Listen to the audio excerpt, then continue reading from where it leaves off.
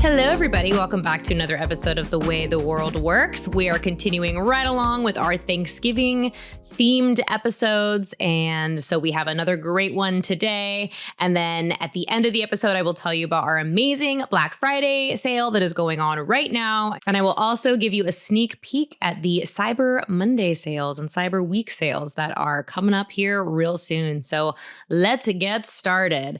Today, I want to talk about dinner table debates and how to disagree kindly. So this is a subject I would hope that your Thanksgivings are peaceful and that they are not overrun by political debates. But unfortunately, that is the world we live on. There are a lot of political debates going on at family dinner tables. And as you know, readers of the Tuttle Twins, hopefully you are fans of the Logical Fallacies, the Tuttle Twins Guide to Logical Fallacies, and that you have this book. And if not, I will tell you some Black Friday deals that will help you get these for your family. But it's going to be really interesting if you silently even just observe the debates going on at the dinner table and try to pick out like, oh, I can see what logical fallacy they're using. But I want to talk about an example, and I want to give you some kind of an activity of some friendly debates you can have that have nothing to do with politics. Because again, I am hoping and sending good vibes, as they say, for a peaceful Thanksgiving where you aren't having to deal with anybody talking about politics.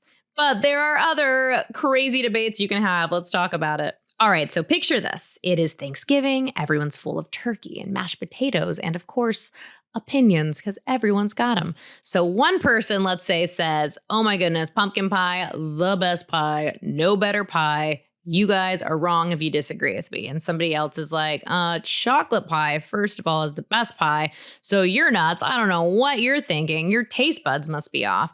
And then grandma chimes in and she's like, listen, both are terrible. You're both wrong. Pecan pie is the best pie. And let me tell you, you will also probably have a debate once you say pecan pie and how to pronounce pecan, because I know that always happens for me. Is it pecan? Is it pecan? Is it pecan? Nobody knows. Everyone's got an opinion. So there are so many things you can debate at the Thanksgiving table. And family debates can get silly, right? Or they can get serious. And like I said, hoping for a peaceful Thanksgiving for you all. But here's the question. Can we pass the rolls and pass the mic? I thought I was so clever when I came up with that. So in other words, can we share our voices and our ideas respectfully, even when we disagree? And I think we can, but there's also some really interesting, observational opportunities to find or to listen for these logical fallacies that we talk about in the Tuttle Twins Guide. First off, debating, let's not be scared of it. Debating is not arguing. Debating is not a bad thing. Debating is great. Debating is how we strengthen our own views as we, talk them out and have them challenged by other people. Because let me say, if you don't have your beliefs challenged by someone else, they're not going to be very strong beliefs, because you're not going to know if they can stand up to criticism or to other people's feedback. And it's also just important to see where other people are coming from. Debate or civil discourse, as you might call it, these are things that are absolutely essential to a free society. And, when it comes to the government, we should be able to have these debates and not have to worry, of course, about getting in trouble for what we say, because we have the First Amendment right to free speech. But in your families, the First Amendment doesn't really apply. So I don't know that that's going to work. But also just imagine if everybody at the dinner table agreed on everything. That would be so boring and you'd never learn anything new. I have my beliefs today because once upon a time, someone challenged something I said and I thought, you know what? That person was correct and I was wrong. Happens all the time. People online usually don't admit when their minds have been changed because our egos and our pride are a big thing that we have to worry about and that we have to conquer. That's a topic for another time. But, good debates, again, test our ideas just like scientists test their hypotheses. It is absolutely necessary for us to really be resolved in what we believe. So again, let's say people are arguing about pumpkin pie or what side dish is the best side dish. You can disagree with them, but it's also interesting to hear their side of the story. Why do you think mashed potatoes are better than stuffing? Why do you think cranberry sauce is the best side? And I am going to say this, if you think cranberry sauce is the best side, I have a lot of questions and you should come debate me because clearly it's stuffing. or maybe mashed potatoes. I'm a little bit undecided on that. Really, I like them together, which might be gross if you don't like mixing food, but I think it's delicious. So again, debate me, prove me wrong, but in a fun and peaceful and polite manner. Let's get into it a little bit more. So I have teased, a little bit about the Tuttle Twins and the Guide to Logical Fallacies, and we have talked about a few of them in past episodes, but in that book, the twins learn how to spot these sneaky tricks people use in arguments, especially politicians.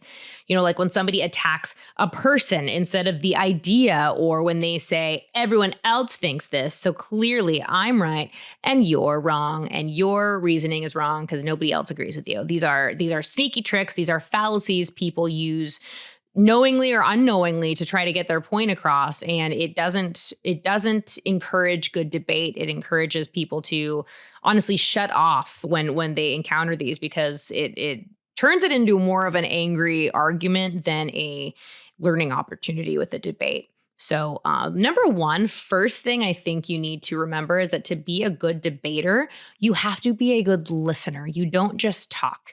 And that is, I think, the biggest problem even I fall into, is that we get so excited about our ideas that we just want to be like a machine gun and just like and just like keep spouting them off because we're so excited.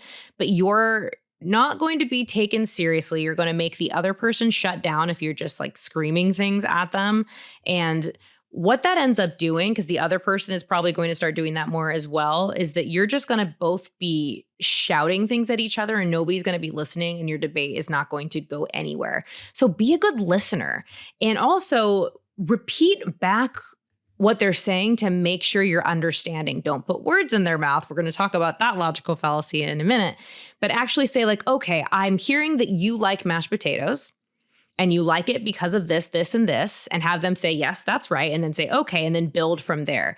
So even just showing them that you are listening and using their own words back to them and finding that common ground, that is going to give you this starting point that you can start basing your debate on. So that is some really good skill advice, a piece of good advice that, let me tell you, I wish I had when I was a very younger, passionate person, because I was just like that machine gun spouting off words and not really listening to anybody else. All right, so now let's talk about how you can spot these bad arguments, these bad tools people use, these tricks, like name calling or twisting facts. So let's give some examples of these logical fallacies. First, you've got the ad hominem, which is attacking the person, not the idea. You guys, we probably see this so much. And if you want to see it, blatantly in your face, watch a presidential debate or any debate between political candidates. They do that all the time. Somebody will say, I want lower taxes. And somebody will be like, well, you were mean to this person several years ago and you did this, so anything you say is wrong. And they're not separating the person from the idea. So that is important. So, somebody could say, you're going to hear this one a lot. This is good. You might hear somebody say, well, you're just a kid, so your opinion doesn't matter. Well, that's not true. And as we've talked about before, adults don't know everything, you guys. We don't, I promise. We might not want to admit it all the time, but we don't know everything. And so to discount, an opinion just because it comes from a kid, that's again, a fallacy on our part. So that is an ad hominem attack. That's when somebody is not even addressing what you said. They're addressing something personal, and they're making it almost about an insult and not the idea.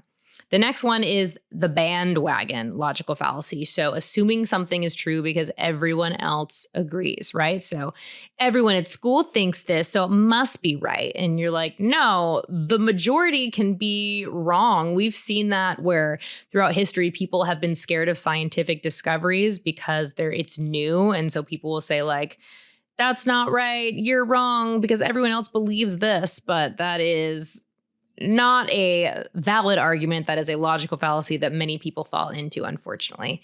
And then you have the straw man. So remember I said it's really important to repeat back what somebody said to show you're listening, but to repeat it back in their words and to actually their words, because you're actually saying, I listened to this, and then have them agree. Yes, that's exactly what I said, so that you can have that common ground. Straw man is the exact opposite of that. A straw man is like, so let's say you suggest that maybe the family cleans the house on a weekend because things have gotten a little untidy over the week. And, your sibling responds with, oh, so you think we should just give up our weekend and slave all weekend and do nothing but clean the house for 24 hours a day like a robot? And you're like, whoa, I did not say that at all, And so that is what is going to be a straw man, where you say something and the other person does the repeating back, like I talked about earlier, but instead of using your words, they're completely exaggerating what you said. And what is that going to do? That's going to prevent you from finding that common ground that is going to let you fruitfully discuss things. So, okay, when you hear one of these tricks, is don't get mad, just ask questions.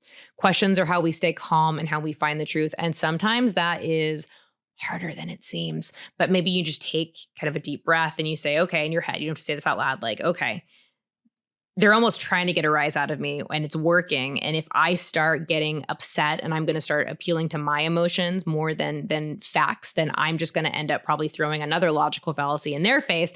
And then we're just repeating the toxic cycle. So calm down. Keep yourself calm, be control of your own emotions and ask questions and try to find that common ground. So instead of jumping to conclusions or letting your emotions get the best of you, take a deep breath, pass the rules, smile and say, tell me more about that. And you might just learn something new. So there is honestly so much raw strength in being the person who can do that. And you're going to influence other people with that attitude. And now, before we wrap up, I want to remind you guys that we have a great Black Friday sale going on right now. If you go to www.TuttleTwins.com/Black Friday, you are going to find some amazing deals. You're going to get 72% off our family starter pack. So you're going to only pay $179, which is such an amazing price, guys, to get the 14 children's books we talk about on this show all the time, workbooks, audiobooks, parent guides, and you're going to get free shipping. Who doesn't love that? But then you can also get the mega bundles, which is going to give you everything you're going to get with the family starter pack, but it's going to be 75% off. And you're also going to get the Tuttle rebuttals. You're going to get the 5 choose your own consequence books, which parents, those are like the choose your own adventure books we loved when we were kids. You're also going to get 7 guidebooks, the 2 American history books that I use so much on this show because I just think they're so great to learn about history through storytelling. That's what makes the lessons stick. That's what makes them powerful. You're also going to get curriculum and then, of course, the ebooks and all the things you're going to get. And also with the family starter pack and also free shipping. But guys, the deals do not end there because starting December 1st, we are launching our Cyber Monday sale. So you can get those deals by going to www.TuttleTwins.com/Cyber Monday. And not only are we going to extend the Black Friday sale, so you're going to get all those great deals I just talked about, but you're also going to get major deals on the Tuttle Twins Academy, which are so great. And this is your chance to really help your teens build real world skills and character through fun animated lessons that honestly the whole family will enjoy. And now you're going to get up to 20% off with this Cyber Monday deal. So you're going to get lifetime access to the Academy for 20% off. You're going to get it for $449, which, like I said, is a huge savings. That is incredible. I know my brother and his family and their 3 kids, they homeschool and they absolutely love the Academy. So people swear by it. And then, or if you just want to do the annual membership and not the lifetime, that's going to be available for $249, which is 17% off, which is absolutely incredible. So do not sleep on these deals. This is an amazing opportunity for you and your family. So again, we will put that URL at the bottom so that you know exactly where to go for all these great deals. And we will leave it there. As always, don't forget to like and subscribe to the podcast. And until next time, I will talk to you later.